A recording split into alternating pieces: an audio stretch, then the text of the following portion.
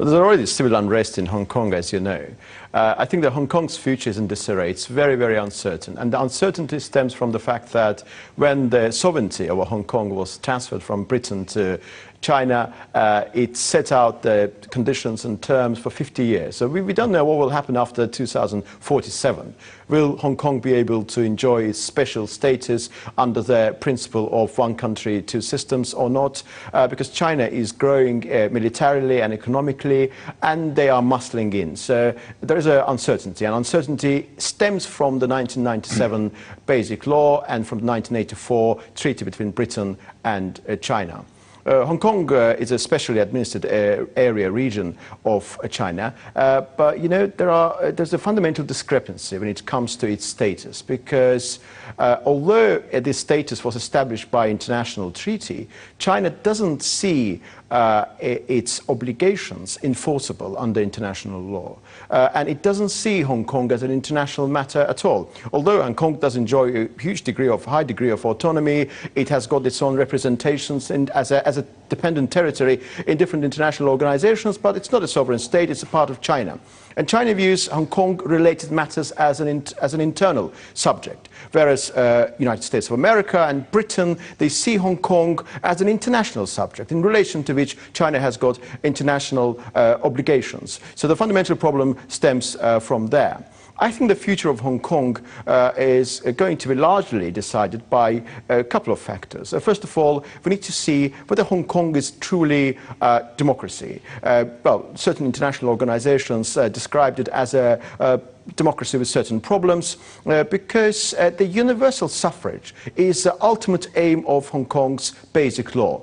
Currently, the most important person within the Hong Kong's constitutional system, chief executive, is elected by their body, by the electorate committee, and this committee has been elected by only 6% of electorate, had there been universal suffrage in Hong Kong. And then they elect this person, nominee, and Chinese premier appoints this person. So there is no direct democracy, and chief executive seems to be under huge Chinese influence, and that body which elects him also under Chinese influence. So as things go, as this 50-year period is limited, it will end in 2047. There is uncertainty what will happen afterwards, and China is getting very powerful.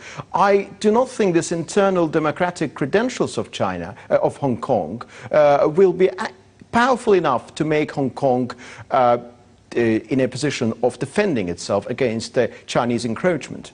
This is one thing. And the second point is international pressure. Because, as you know, Hong Kong was a British colony, and currently Western countries are trying to exert influence on China in relation to Hong Kong. Well, they can, for example, put the names of certain Chinese officials, relevant Chinese officials, in the list, and they could bar them from entering the United States. They could, harden the visa-related requirements. But I think the most important thing they could do is to do with the special status of Hong Kong, because, as you know, Hong Kong is enjoying lower tariffs in terms of its trade with the United States. So it's all about this special status. So if there will be sanctions, if they lose its special status, by losing special status, I mean that Hong Kong will no longer be treated as a separate entity from China.